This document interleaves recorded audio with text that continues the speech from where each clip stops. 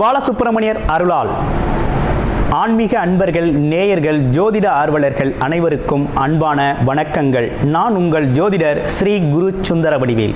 இப்போ பார்த்தீங்கன்னாக்க ஏப்ரல் மாதத்திற்கான பலாபலன்கள் ஒவ்வொரு ராசிக்கும் எப்படி இருக்குது அப்படிங்கிறத, என்ன செய்யலாம், என்ன செய்யக்கூடாது, என்ன விதமான வழிபாடுகள் உகந்ததாக இருக்கும், நட்சத்திர பலன்கள்லாம் ஒவ்வொரு ராசியில் இருக்கக்கூடிய நட்சத்திரங்களுக்கும் சிறப்பு பலன்கள்லாம் எப்படி இருக்குது அப்படிங்கிறதை பற்றி விரிவாக தெளிவாக நம்ம இந்த வீடியோ மூலமாக நம்ம பார்க்க இருக்கிறோம். அந்த வகையில் பார்த்தீங்க அப்படின்னு கேட்டிங்கனாக்க, இப்போ இந்த மாதத்தோட சிறப்புகள் என்னென்ன இருக்குது அப்படின்னு பார்த்தோம்னா, ஏப்ரல் மாதத்தில் 8 விதமான சுப முகூர்த்தங்கள் அப்படிங்கிற ஒரு விஷயம் ரொம்ப சிறப்பாக இருக்குது. அடுத்து பார்த்துங்க, பங்குனி உத்திர திருநாள் வருது.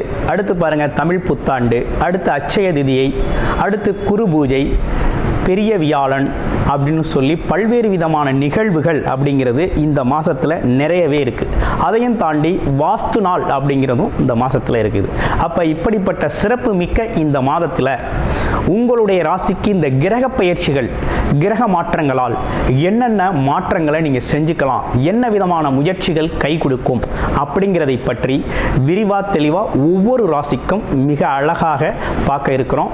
நீங்கள் முழுமையாக இந்த வீடியோவை பாருங்கள். இப்போ உங்களுக்கு உங்களுடைய ராசிக்கு எப்படி இருக்கும் அப்படிங்கிறத இப்போ பார்க்கலாம். சிம்ம ராசி அன்பர்களே, காலச்சக்கரத்தின் 5வது ராசி சிம்ம ராசி. சிம்ம ராசியை பொறுத்த வகையில் பார்த்தீங்க அப்படின்னு கேட்டிங்கனாக்க, எல்லையும் ஒரு அசாத்திய துணிச்சல் ஒன்று, தைரியம், தன்னம்பிக்கை, நேர்மையான ஒரு குணம், அதே போல் அரசியல் அதிகாரத்தில் இருக்கிறது, பதவி சார்ந்த விஷயத்தில் அதிகாரம் செய்கிறது. குடும்பத்தில் பார்த்தீங்கன்னா ஒரு சிம்மராசி பெண்கள் இருக்காங்க அப்படின்னா குடும்ப நிர்வாகமே அவங்க கையில் தான் இருக்கும். அந்த மாதிரி ஒரு நிர்வாகத்திறன் அப்படிங்கிறது ரொம்ப அருமையாக உள்ள ஒரு அமைப்பு. அது மட்டும் இல்லாமல் எதையுமே தனித்துணிச்சலோடு தனியாக சாதிக்கக்கூடியவர்கள், யாரும் துணை தேவையில்லை. சிம்மராசியை பொறுத்தவரை துணைக்கு ஒரு ஆள் வேணும் அப்படின்னு அவசியம் இல்லை. தனித்து இயங்கக்கூடிய ஒரு நல்ல அமைப்பு, தைரியமாக இயங்கக்கூடிய ஒரு அமைப்பு, எந்த சூழ்நிலையும் எதிர்கொள்ளக்கூடிய ஒரு அமைப்பு, மனம் தளராதவர்கள் அப்படின்னா நம்ம சிம்மராசி அன்பர்கள் தான். அப்படிப்பட்டவர்களுக்கு இப்போ என்ன நடந்திருக்கு? ஏப்ரல் மாதத்தில் பார்த்தீங்கன்னா, இந்த சூரிய பகவான் அப்படிங்கிறவர் 8ஆம் இடத்துல போய் அமர்ந்துட்டார். ராசிநாதன் 8ஆம் இடத்துல போய் அமர்ந்தால் என்ன நடக்கும் அப்படின்னு பார்க்கையில் ஒன்றும் இல்லைங்க, உங்களுக்கு ஒரு திடீர் அதிர்ஷ்டம் சார்ந்த விஷயங்கள் ஏற்படக்கூடிய ஒரு அமைப்பு அப்படிங்கிறது உண்டு. ஒரு பக்கம் திடீர் அதிர்ஷ்டங்கள் இருந்தாலும் இன்னொரு பக்கம் கொஞ்சம் கவனமாக இருக்கணும். மனஸ்தாபங்கள், மன வருத்தங்கள் ஏற்படக்கூடிய சில நிகழ்வுகள் நடக்கக்கூடிய வாய்ப்புகள் இருக்குது. அப்படின்னா என்னன்னா, ராகு பகவான் சனி பகவானோடு சேர்ந்து இருக்கக்கூடிய ஒரு அமைப்பு இருக்குது. ராகு அப்படிங்கிறவர் யாரு அப்படின்னா, ராகு அப்படிங்கிறவர் பார்த்தீங்கன்னா போகக்காரகர். அது இல்லாமல் உங்களுடைய ராசியிலேருந்து 7க்குடைய சனி பகவானோடு சேர்ந்து இருக்கிறார். அப்போ வண்டி வாகன பயணங்கள் சார்ந்த விஷயத்தில் கொஞ்சம் கவனம் எடுத்துக்கங்க.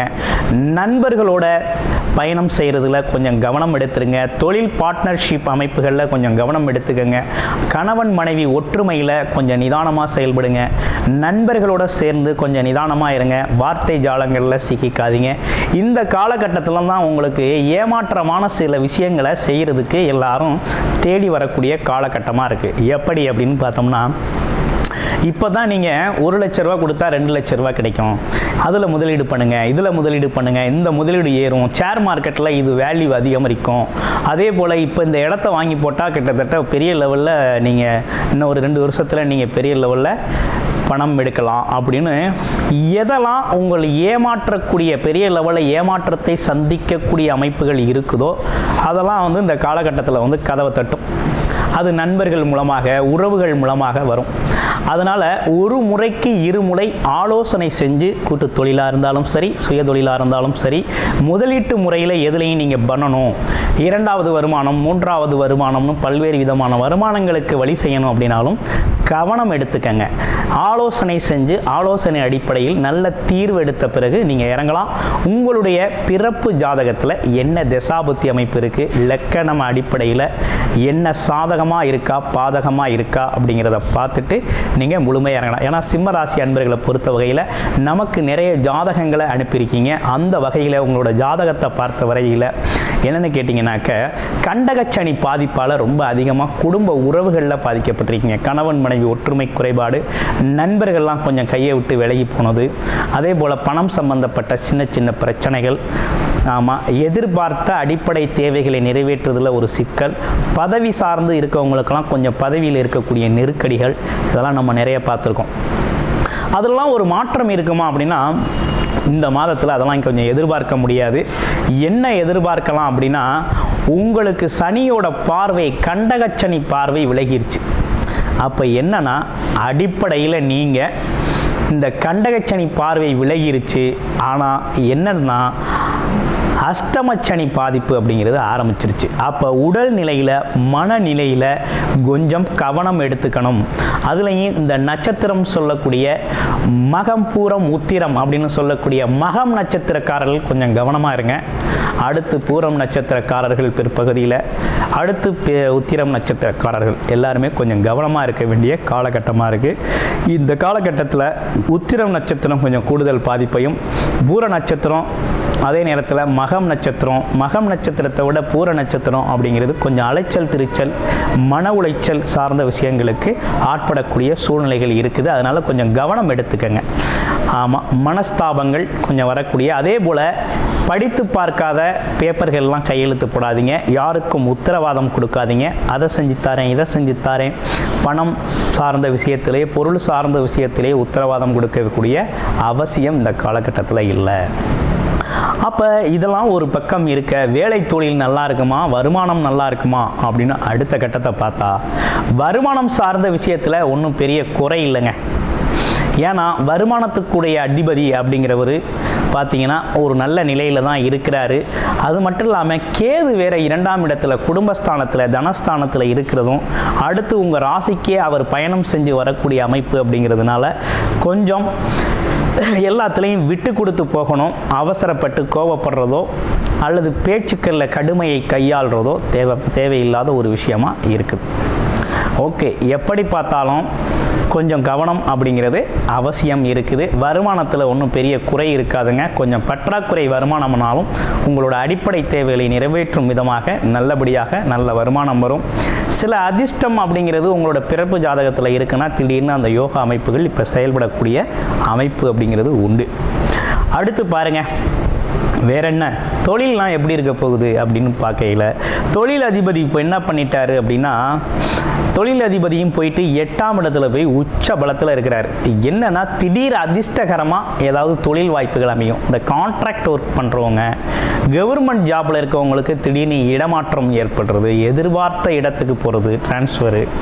அடுத்து பாருங்க என்ன நீண்ட நாள் கனவுகள் ஆசைகள். அது மட்டும் இல்லாமல் பார்த்தீங்கன்னா உங்களுக்கு நியாயமாக சேர வேண்டிய சொத்து பத்துக்கெல்லாம் இந்த காலகட்டத்தில் வரும். இந்த கோர்ட்டு கேஸு வழக்குகள்லாம் உங்களுக்கு கொஞ்சம் தீர்வாகும். எப்படி பார்த்தாலும் தொழில் சார்ந்த முதலீடுகள் அப்படிங்கிறதுல கொஞ்சம் கவனம் இருக்கணும். அதே நேரத்தில் உங்களுக்கு வர வேண்டிய பாக்கிய அமைப்புகள் இந்த காலகட்டத்தில் வரக்கூடிய சூழ்நிலைகள் உண்டு. ஆமாம், என்ன இருந்தாலும் குலதெய்வ வழிபாடு அப்படிங்கிறது ரொம்ப அவசியம். ஏன்னா 10ஆம் இடத்துல குரு பகவான் இருக்கிறாரு. 10இல் குரு இருந்தால் பதவியும் பறிபோகும் அப்படின்னு ஒரு ஜோதிட பழமொழி உண்டு. அந்த பழமொழியோட உட்பொருள் என்னன்னு கேட்டிங்கன்னா, என்ன வேலை தொழில் செய்கிறோமோ அந்த தொழிலிருந்து மாறுதலை சந்திக்க வேண்டிய காலகட்டம் அப்படின்னு சொல்லுவாங்க. பரிவர்த்தனை யோகம் வேற 8ஆம் இடத்துல ஏற்பட்டிருக்கிறதுனால கண்டிப்பாக வேலை சார்ந்த அமைப்புகளில் இருக்கிறவங்களுக்கு இடமாற்றமும் பதவி உயர்வும், அதே நேரத்தில் தொழில் சார்ந்த அமைப்புகளில் இருக்கிறவங்க தொழிலை வேறு இடத்துக்கு மாற்றிக்கிறது, வேறு இடங்களில் செய்கிறது, ஆமாம், அல்லது தொழிலில் பல மாற்றங்களை உருவாக்கிக்கிறது அப்படிங்கிற ஒரு விஷயமும் உண்டு. அப்போ வியாபாரம் சார்ந்த விஷயங்கள் இருக்கவங்க பயணங்கள் தொடர்பான அமைப்புகள் ஏற்படக்கூடிய காலகட்டமாக இந்த காலகட்டம் இருக்குது. பயணத்தால் லாபம் இருக்குது. அப்போ உறவு நிலைகளில் கவனம் வேணும். அடிப்படையில் உடல் ஆரோக்கியம் மனம் ஆரோக்கியத்தில் கவனம் வேணும். உறவு நிலையில் கவனம் வேணும். பணம் பொருள் செல்வாக்கு சார்ந்த விஷயங்கள் செல்வாக்கு அடிப்படையில் கொஞ்சம் கவனம் எடுத்துக்கங்க. மற்றபடி உங்களுக்கான அடிப்படை வருமானத்தில் எந்த குறையும் இல்லை. அதனால் இவை அனைத்தும் பொது பலனாக நம்ம சொல்லிக்கிட்டு இருக்கிறோம். இது வந்து கோச்சார ரீதியான கிரக அமைப்புகள் இப்படி இருக்குது. ஆனால் உங்களுடைய பிறப்பு ஜாதகத்தில் உங்கள் கிரக அமைப்புகள் எப்படி இருக்குது, என்ன தசாபத்தி அமைப்புகள் இப்போ நடக்குது, எதை அனுபவம் செய்யலாம், எது சார்ந்த லாபம் உண்டு, ஆதாயம் உண்டு அப்படிங்கிறத பார்த்து தெரிஞ்சுக்கணும் அப்படின்னா டிஸ்பிளேல தர நம்பருக்கு கால் பண்ணி உங்களுடைய பிறப்பு ஜாதகத்தை முழுமையாக பார்த்து நீங்கள் தெரிஞ்சு கொள்ளலாம். நன்றி, வணக்கம், வாழ்த்துக்கள்.